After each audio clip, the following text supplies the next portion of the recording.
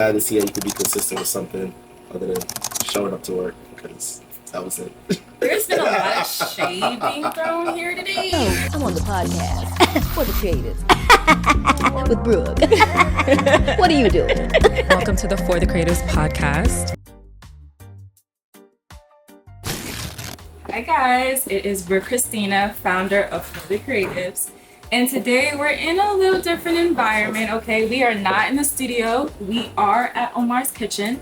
Today I'm here to interview Chef Omar Walters, aka my ex-boss, okay? Today we're gonna have a Thanksgiving dinner, so enjoy. Hi, we're here with For the Creative. I'm Chef Omar Walters. This is Omar's Kitchen and Rum Bar. Welcome to my space. We've been there since 2019, on the Lower East Side of Manhattan. 29A Clinton Street, home of the curry oxtail. Okay, we're gonna make a lychee martini today. My favorite drink, by the way. So, first step, Try to get the ice. the ice. No, get the ice scoop right. See?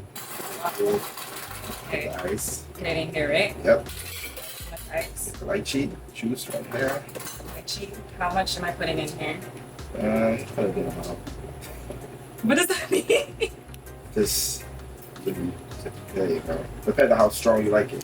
I would rather a little strong, but I do have to go to work after this. Okay, no, stop. Okay. All right, grab your vodka. Tito's vodka. Tito's is not paying us, so Yeah. we don't. Sponsor us. Okay. One more. We know you like to drink. Okay.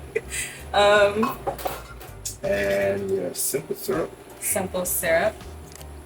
I do have a question for you. Mhm. What was the one moment that sparked your passion for cooking? When I was younger, I used to always help out my family a lot. And miscellaneous stuff, like helping them with baking, helping them with prepping the food. And when I moved out on my own, I had no choice but to cook. Oh yeah. And when I was dating early on, it worked out cheaper to just cook a meal for a girl than going out to eat. And they Yeah. appreciated it more. Yeah. I'm experiencing that now. Yeah. With the store-bought Alfredo. So give it a good shake. That's what you've been going to the gym for. Come on, harder than that. Harder than that. You gotta give it a good shake. Harder. Come on. I'm not shaking it. No, shake it harder. Shake it harder. Harder. Like a little bit like this. I'll give it like that. Yeah.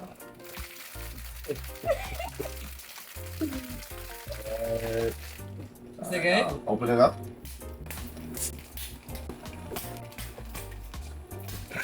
There you go. Okay. There you Put go. this like that. Right. Like put the thing down so the thing doesn't strain up like this. Oh. Okay. There you go. Okay. My nails were not made for this. Okay.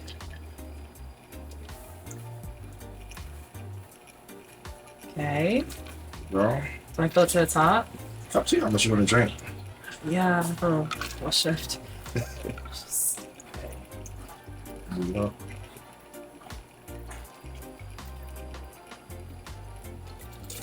Okay. There you I'll do go. mine. And you hit a little garnish it with a little lychee. Da-da-da.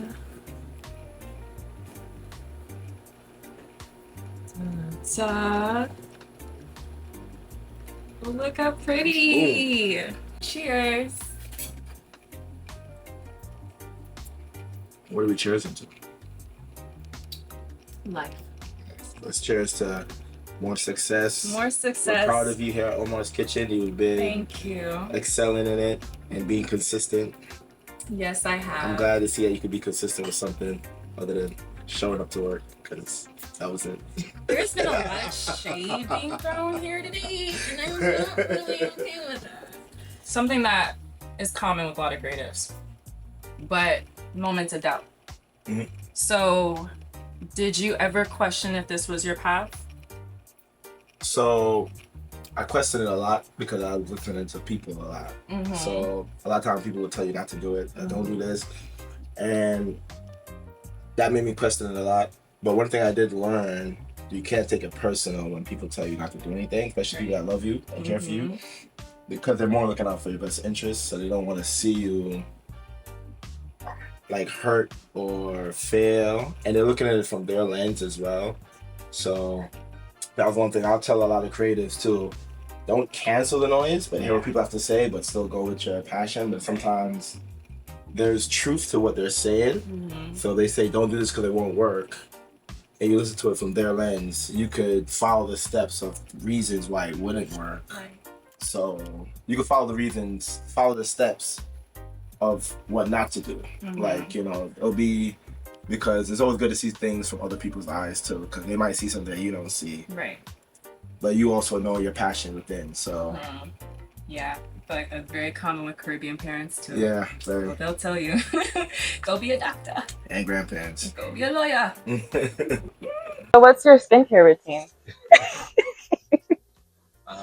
Soap, water, whatever. Wait, what type of soap? Whatever soap, that hand soap. That hand soap. I mean, sometimes as a chef, you gotta grab what you can find, you know. But usually, whatever face soap that Marshalls has, a little face soap. Okay. No, you use CeraVe. Okay, CeraVe is really good for your face. I've been using it for years. Then do you use a toner? Are you hinting at something? What? I'm hinting that I need it. I know. And then do you use toner? I have no idea what that is. It tones, it evens out your face so that, you know, your skin, you know how like sometimes it's discoloration?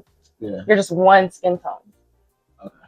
I have like 3 skin tones right now. Yeah, so that's what I'm saying. That's what the toner will be used for. And then after you use, you can use a hyaluronic acid.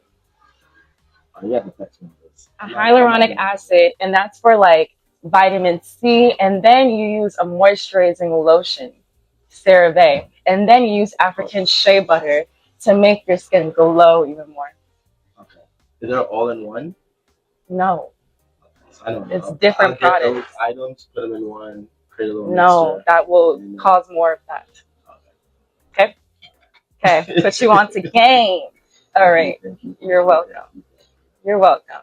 So this is our Thanksgiving edition. We're having chicken and waffles first. Okay, this looks amazing as always. First, can you even finish that?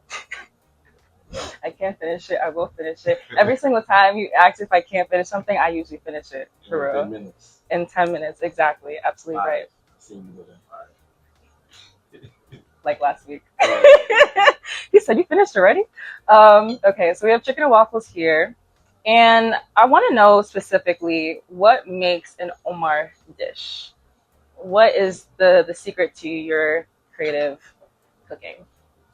First you have to, for Omar dish, you have to put some love into the dish. You have to put some care into it. And you also have to say to yourself, if it's something that I would eat, if it's something that you wouldn't eat, like I don't make it. Like I wouldn't make it. If it's something that I wouldn't eat, if I taste it and something doesn't taste, I'll remake the whole thing over. And also some creativity to it. Actually, chicken and waffles is my favorite. Okay, no, I love the jerk chicken and waffles the most off the menu, but I never used to be a fried girl. But now I've been eating a lot of fried food, so I'm not gonna lie. You know, I didn't get it white rice. That's not a really good mix. I've been like eating up Chick-fil-A like a lot lately. So that's why I've been on like the fried chicken. And the gains, so you've been gotta support the muscles. Getting there. It's getting there. I'm gonna show yours off too.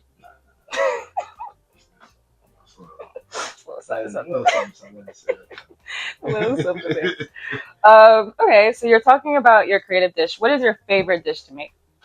My favorite dish to make right now is curry chicken. It's like simple, quick.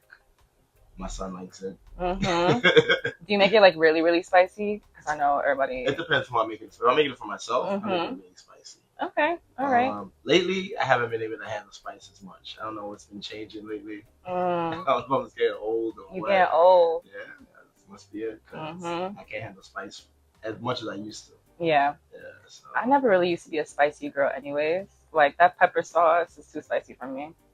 Which are the Matooks? Yeah. And then also like the Scotch bonnet wings. I can eat them, but I can't. I can eat like one or two. I don't even look at them anymore. Mm-hmm. It's a lot. It's a lot. I do want to know what is the most challenging part of having your own restaurant. Most challenging part is it's an everyday business, so it never stops. So you have to have some sort of passion within it, or sometimes you have to research for the passion because sometimes you get so caught up. Like for myself, I get so caught up in the business aspect about it. I came into it for the love of cooking, Right. and sometimes there'll be weeks I don't do any cooking. It's literally just The business. it's a business aspect. So when you get a mind frame of knowing it's every day and it's something that it never stops, it's that's the hardest aspect about it. And also every customer comes in with a different emotion, a different feeling, different thing they're going through. Sometimes they might reflect it on you. Sometimes you might be having one of those days, but you have to turn it on and give the customer the same experience over and over. Right. So that's pretty much the most challenging part. I feel like definitely as a person that has worked in as in the restaurant industry as a hostess and a server, I have witnessed or observed how it can take a toll on all fronts, mentally, physically, emotionally. Would you say you expected it to be this hard? I didn't expect for it to be this hard. Like when I first opened this spot, I wanted to create a space for my friends, family, just to come hang out, chill. But then I didn't realize this is every day. It's an everyday business. It's like you have fun today because I came from a catering, events, party background. So it was like you do an event, you're like free for like 2-3 weeks, maybe a month. Right. This is like every day. Yeah, it's like, nonstop. It's like we're out of this. I'm like, we do it tomorrow. It's like it was every day. So that was like the hardest adjustment for me, and the hardest aspect to grasp. It was just like this is every day. I'm not. It's just like nonstop. And the hardest part was putting on the same face for customers every day. They'll come in with an attitude. Some will come in extra nice, and you're not in a great mood, but then you still have to just like put that face on every day. And some come in after argument looking like some come in. Some come in. You ask them if everything was okay. They say yes. You go on Google. You're like, you see a 1-star review. You're like, wait. You're like, why didn't you like? I actually call the people like when they write reviews. I find them if they did an open table, and I'll call them like, hey, well, like you could have told the server, you could have told me, you could have. We asked you if everything's okay. Right. You finish your food. Sometimes they finish their food, and it's still like a 1-star review. You're like, wow, like that also is the hardest part. But I don't mind the 1-star review when people say they don't like something. Right. But when you say that your experience was horrible and you didn't enjoy your food and you finished it, it's just like, and dealing with also sometimes you're dealing with a lot of different personalities with staff sometimes, so it's hard sometimes to like, okay, you might have one person that's extra happy today, one person, you have to remember like people have their own stuff going on, so that's also the hardest part, not to like take anything personal because somebody could be in a shitty mood. Like I'm one guy, if you come in a non-talkative mood, I'm gonna chum it up to you have your own joke. I'll try to break the ice with a joke to test the waters, and I'm like, if no one laughs, I'm like, okay, they're in a shitty mood. I'm gonna leave them alone. I'm gonna ask someone else, like, hey, just check with her on this and that, and until they come around, and because I go through that too. Like I have my moods where I'm just like, leave me alone. Just human. I just want to be in the kitchen. Yeah. I don't want to care about it. I really want to be a chef today. Yeah, I think a lot of people forget that people that work in customer service or the restaurant industry, any type of industry, that we are still human. Yeah, exactly. And that we still go through our own things. So, that's just life. Yeah. I am curious though, what would you tell 20-year-old Omar who was still figuring things out? I'll tell them to figure it out quicker. What do you mean by that? Well, you always think you have a lot of time to do things. Not saying that there's a time limit on doing things. I don't want to like anyone to get the wrong, delivery. But there's sometimes you spend too much time on one thing. Yeah. And then you have to know when it's just not working. And that's the hard part about being a creative. Sometimes, the passion and the business somehow have to coincide. Especially if you want to turn your passion into profit. Right. There has to be some sort of you have to like know when When it's time to actually This is- take it to the next level. either take it to the next level or just don't do it anymore. So I would tell him to drop certain things he was doing. I mean, 20-year-old me, I was like the party promoter. I was going to school, I was in college, and then had a corporate job in the morning, college in the afternoon, parties at night. And So you never slept. I slept at work. It was a different time, Yeah. My generation, we showed up to work, no matter how crazy the party was. We showed up at 8:00, And then went to sleep. and as we soon as found that- an area. We went to sleep for a few hours, and that was that. But I would tell them just to be more confident. I think I got more confident with things I was doing in my late 20s. Early 20s, I would always like take people's advice and stuff. I would always be quick to like someone like, oh, I don't think we should do this. I would just like kind of like, but I think I've got more like, erase the noise as I got older. And I would tell them to not focus so much on the partying because It would be a distraction. it would be a big distraction. I mean, it made me what I am today, so I can't even knock it as much because like the events and everything, but it helped my network. Absolutely. I was just gonna say that implemented all definitely those helped my connections. network. Yeah. It definitely made me a lot of connections, and it made the cooking aspects that's really easier because when I decided to do the cooking, it was just like, okay, hey, instead of this party, we're gonna do a brunch. So pull up to this, we're gonna have food. They're like, who's cooking? I wasn't that confident at first. So I'm like, we got some guys do some stuff, and they're like, oh, are you in the kitchen? I'm like, yeah. It's me. Well, I mean, I know you've obviously cooked for some big names. What has been your favorite moment so far? Oh man, so far, I have a few favorite moments. Cooked for Monica. That was like a great moment. Okay. It was very, like I grew up hearing her, so like I was a big fan. And then like a couple months later, we cooked for Brandy. And that was like a big moment for me. They're on tour now. Yeah. Cooking for Shensia. That was a good moment. She used to come here a lot. I like her. Yeah, she's dope. Yeah, there's more, but Yeah.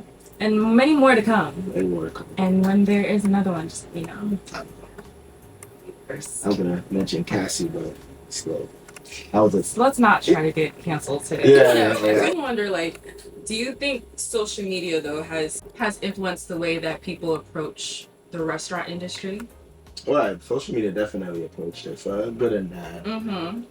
For the good, is bringing awareness to restaurants that sometimes were they normally wouldn't have got the attention, and from one dish, one person coming in, they could just go super viral overnight. Yeah.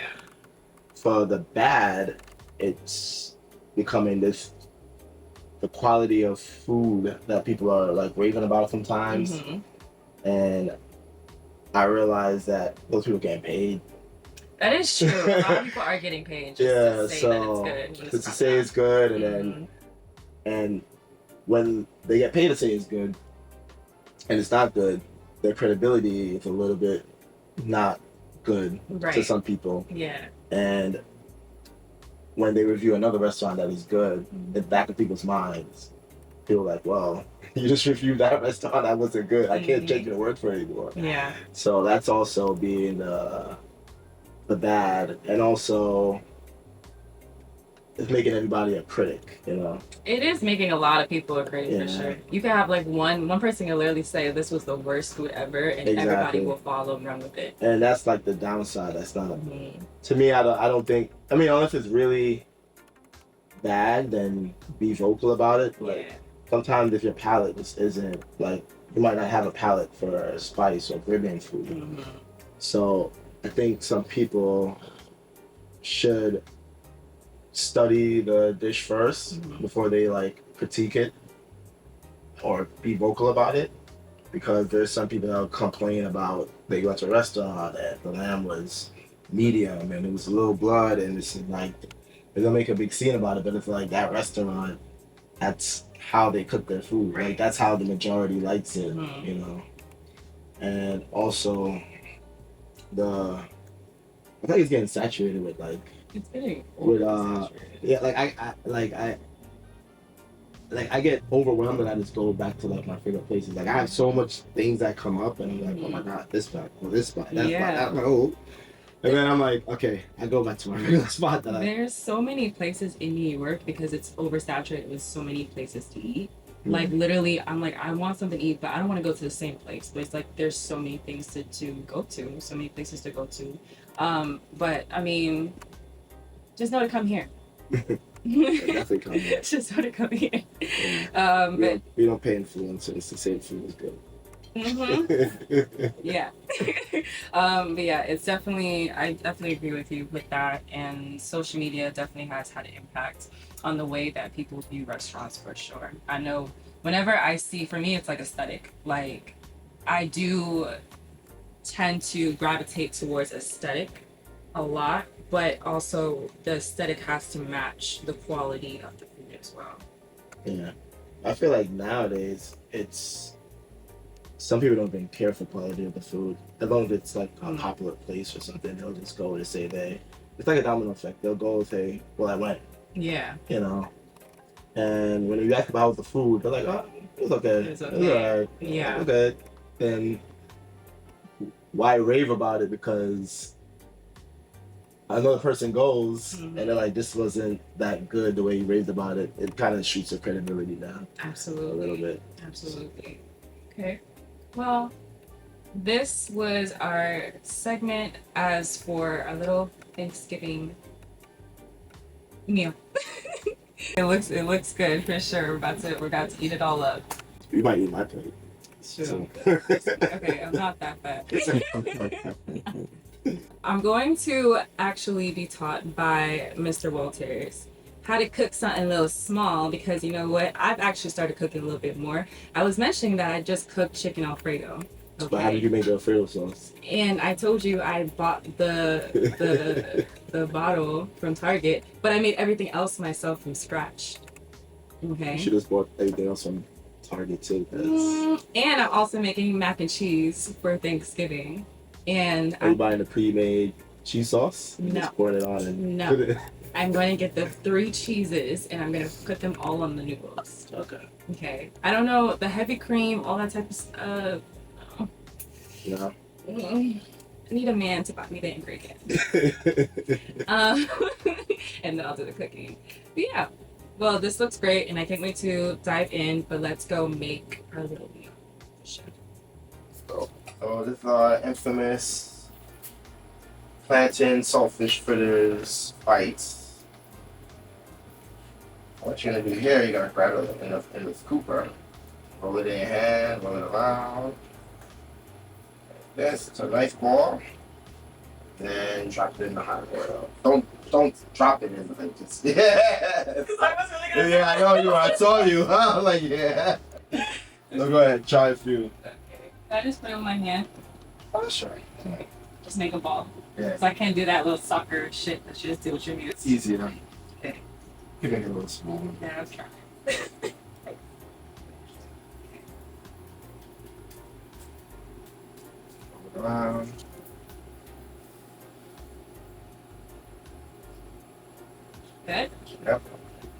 it. You like me. You're wearing a sleeveless, so we'll splash up on you. It's like tuna. It's summer. It's like, so it is, we have nice plantain, saltfish, flour, onion, scallion, thyme, pimento, and Scotch bonnet pepper. I think I said Scotch bonnet pepper. Right? What advice would you give to any aspiring chefs specifically, or just creatives all around? I'll speak it to for creatives and chefs. Mm-hmm.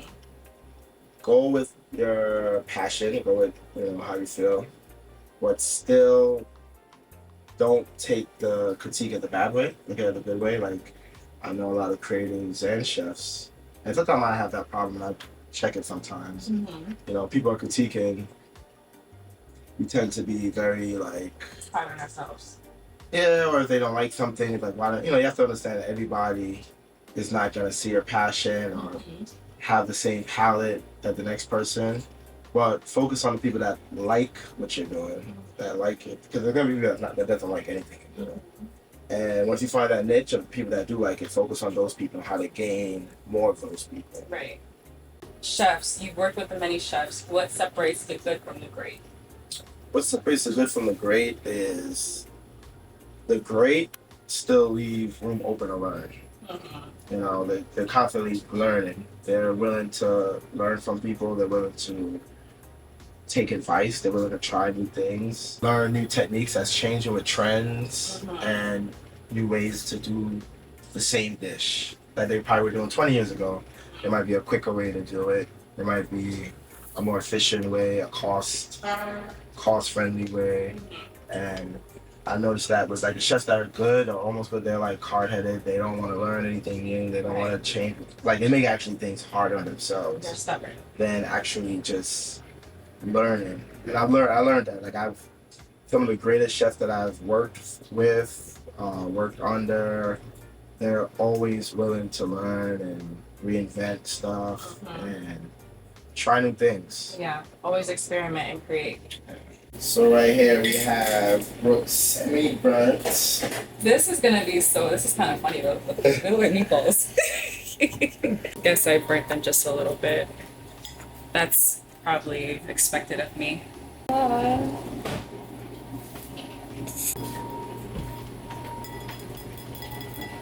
Thank you so much.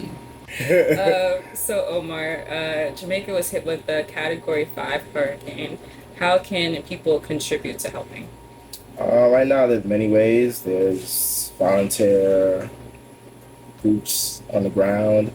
There's monetary donations. You can check out. There's a whole bunch to do your research on them. There's AFJ Cares. There's the Jamaican government, Sandals Foundation. So many, Food for the Poor. And just do your research, help. The country really needs it. It was hit very bad, and just any way you can. Like the saying, every mickle make a muckle. Just even if it's $1 or even a post, something that help out. Respect. Is it too hot? No, it's good. Yeah. She burnt it, guys. It's She really, really, really, really good. I like it. It's a little burnt, but it's good. The sauce. Try it again. Just try your hand.